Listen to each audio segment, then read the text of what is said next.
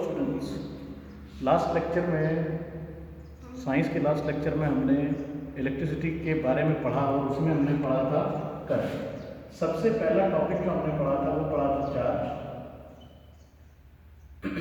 Charge Q से represent होता है और इसका जो फॉर्मूला था क्वांटाइजेशन के हिसाब से वो एन था।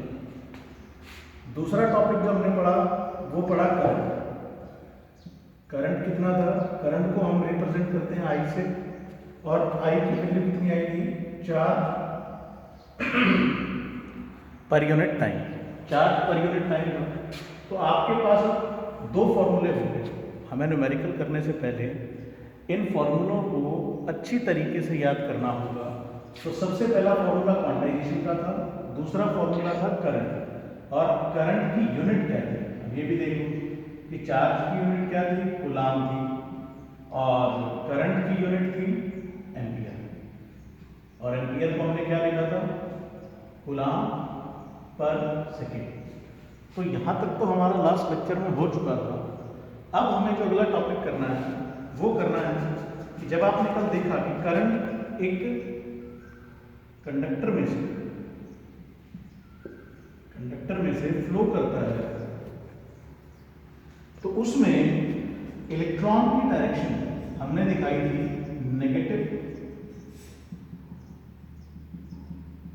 To positive. तो जो इलेक्ट्रॉन करंट के लिए फ्लो कर रहे थे उन इलेक्ट्रॉन की डायरेक्शन थी नेगेटिव टू पॉजिटिव। लेकिन जो कन्वेंशनल करंट की डायरेक्शन है, जो करंट की डायरेक्शन दिखाई जाती है वो दिखाई जाती है पॉजिटिव टू नेगेटिव। जो पुराने साइंटिस्ट थे उनको सांत्वना देने के लिए या उनकी बात मानने के लिए, क्योंकि उन्होंने ये कहा था कि current positive to negative flow करता है, इसीलिए हमने करंट की डायरेक्शन क्या रखी? इलेक्ट्रॉन की डायरेक्शन नेगेटिव टू पॉजिटिव। लेकिन करंट की डायरेक्शन क्या होती है? Positive to negative. और जब आप बैटरी देखोगे तो भी आपको कहीं ना कहीं ये चीज़ नजर आएगी। तो हम तो चीज़ नहीं कर रहे, it is not in our syllabus. तो ये बात याद रखें कि इलेक्ट्रॉन की डायरेक्शन होती है नेगेटिव टू पॉजिटिव, लेकिन करंट की डायरेक्शन होती है पॉजिटिव टू नेगेटिव। तो अब करंट की डायरेक्शन हमें पता चल गई, हमें करंट पता चल गया, चार्ज पर यूनिट टाइम कितना फ्लो कर रहा है। इलेक्ट्रॉन की डायरेक्शन उसमें रहती है बैटरी के नेगेटिव टर्मिनल से पॉजिटिव टर्मिनल पर, लेकिन करंट की डायरेक्शन क्या है? Positive to negative. तो एक बार इसमें और ऐड कर दो, करंट की डायरेक्शन क्या है? Positive to negative, positive to negative.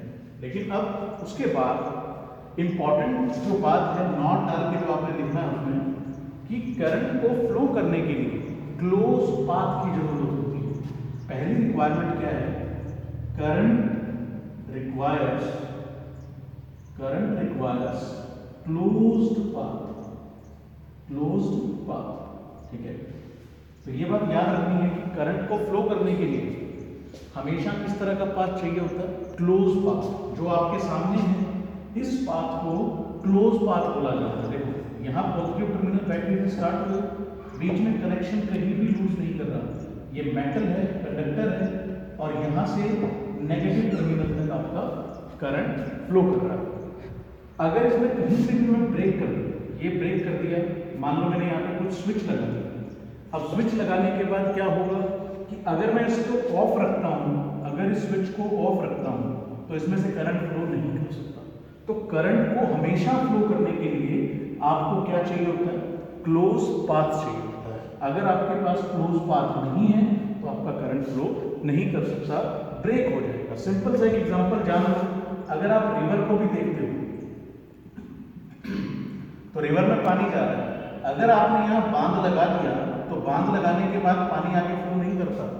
तो वही चीज यहाँ पर है कि मैंने पहले भी कहा कि चार्ज जब बह जाता है, बहने का मतलब सिंपल सा एक कंसेप्ट है कि यहाँ से इलेक्ट्रॉन्स को बहा दिया गया और इलेक्ट्रॉन्स यहाँ पहुंच गए। तो अगर बीच में कोई बैरियर लगा दूं, तो बीच में बैरियर लगाते ही अगर मैं इस सर्किट को ब्रेक कर देता हूँ तो फिर करंट यहाँ से वहाँ नहीं जा सकता। तो इसीलिए ये इंपॉर्टेंट है कि करंट को हमेशा क्लोज पाथ चाहिए होता है। अगर क्लोज पाथ नहीं है तो करंट फ्लो नहीं करेगा। तो ये एक इंपॉर्टेंट कंसेप्ट था। तो यहाँ तक आपको करंट को बिल्कुल अच्छे से जान लेना है। मैं दोबारा से एक बार रिपीट कर देता हूँ कि करंट क्या होता है, charge flow per unit time. Current की डायरेक्शन क्या रहती है, positive to negative, that is conventional direction. और अगर करंट को आप देखोगे किस तरह का पाथ चाहिए होता है, तो करंट को चाहिए होता है क्लोज पाथ। अगर क्लोज पाथ नहीं है तो करंट उसमें से फ्लो नहीं करेगा। अब इसी के चलते हमें क्लोज पाथ के बारे में पढ़ना है कि क्लोज पाथ क्या होता है। अब आप इस क्लोज पाथ को देखोगे या सर्किट डायग्राम। जो अगली इंपॉर्टेंट डेफिनेशन है, वो है सर्किट डायग्राम और क्लोज सर्किट। ये भी एनसीईआरटी में ही मेंशन है कि क्लोज सर्किट क्या होता है। क्लोज सर्किट एक लूप है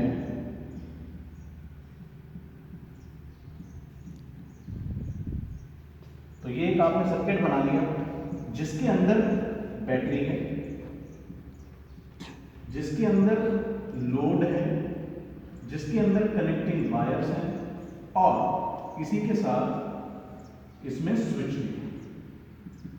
तो जब भी आप एक सर्किट को डिजाइन करते हो तो आपको सर्किट डिजाइन में ये चार बातें या चार इंपॉर्टेंट अप्लायंसेस चाहिए होती हैं, चार इंपॉर्टेंट चीजें चाहिए होती हैं। पहली बैटरी, स्विच और आपका कंडक्टर या लोड और वायर्स। तो क्लोज पाथ क्या है या क्लोज सर्किट क्या है या सर्किट क्या है? It is a close path, it is a close path through which, yeah, it is a closed path which consists of जिसके अंदर क्या क्या चीजें होती हैं, which consists of बैटरी के बाद स्विच, वायर्स एंड लोड। और लोड जो होता है वो हमेशा कंडक्टर होता है, याद रखना कंडक्टर होता है।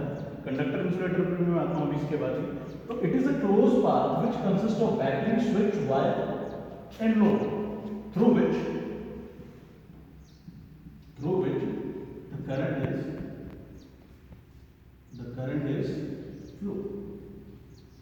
is flow। बड़ी इंपॉर्टेंट डेफिनेशन है। It is a close path. अगर पेपर में ये 2 नंबर की डेफिनेशन आ जाती है तो आपको कैसे लिखनी है?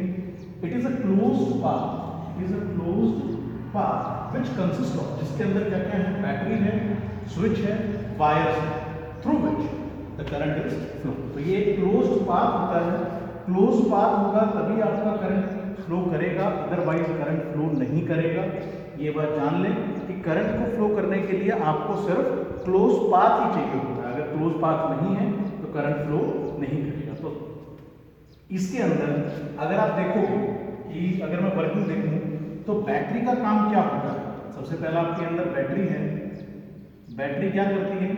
Pump up the charge, pump up the charge. ये बात बिल्कुल जिंदगी भर के लिए याद रखना। बैटरी का काम होता है चार्ज को पुश करना। वो चार्ज को पुश करेगा तो आपके इलेक्ट्रॉन फ्लो करेंगे, अदरवाइज नहीं करेंगे। दूसरा है आपका switch. It is used for breaking the circuit. हम इसको क्या करते हैं? सर्किट को ब्रेक करने के लिए, सर्किट को तोड़ने के लिए स्विच का यूज करते हैं। अगर आपको नहीं चाहिए कि सप्लाई नहीं चाहिए तो आप स्विच को ऑफ कर दो, अगर आपको सप्लाई चाहिए तो स्विच को ऑन कर दो। वायर्स, ये कनेक्टिंग वायर्स होती हैं। इट मेक्स या this is required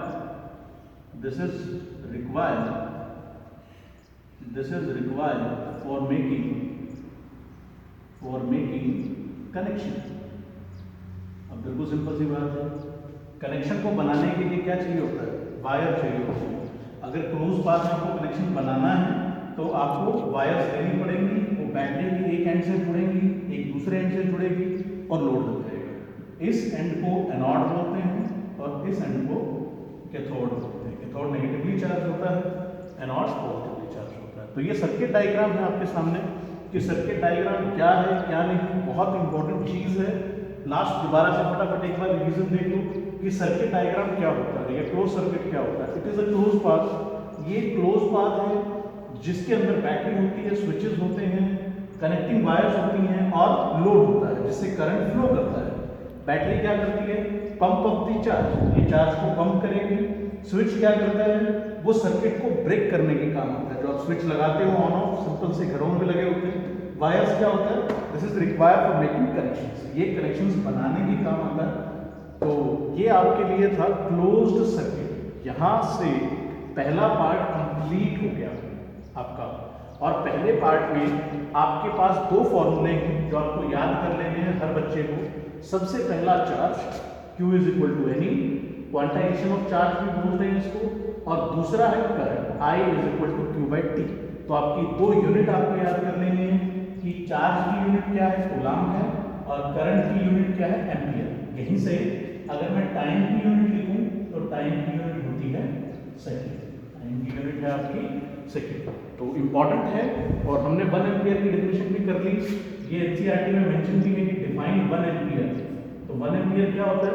it is the amount of current which is flow through a wire due to the flow 1 coulomb charge, 1 coulomb charge in 1 second. जब आपका 1 coulomb charge 1 second में कहीं से निकल जाता है तो वो 1 एम्पियर प्रोड्यूस करता है ना। तो ये बात याद रखना।